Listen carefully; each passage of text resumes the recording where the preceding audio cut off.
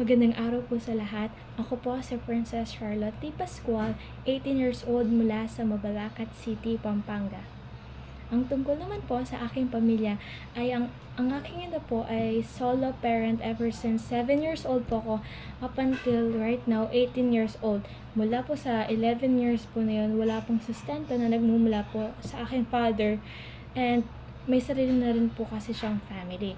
Bali, ako po ang first college na makakatapak po sa aming family kasi ang aking ina ay elementary graduate, pati po yung father ko elementary graduate lang po silang dalawa, and I'm very grateful po kasi meron po mga free education like yung MCC po dito sa amin.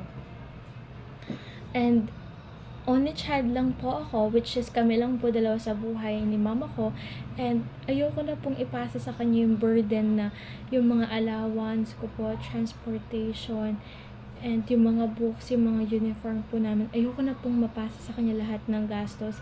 Kaya mag-a-apply po ako dito sa assistance po na ito, which is para maka-help po ng kaunti kay mama ko. And sa sobrang sipag po niya, alam ko pong napapagod na po siya. And yung mama ko po is vendor lang po siya sa bahay namin, and sumasideline lang po siya sa mga iba't ibang mga bagay na mapagkakakitaan po ng pera.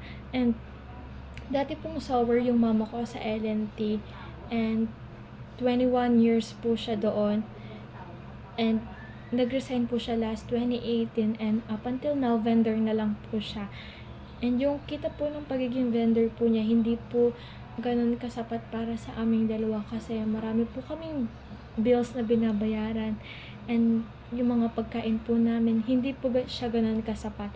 Kaya nag-a-apply po ako dito sa educational assistance to para maka-help po ng kaunti kay mother ko po.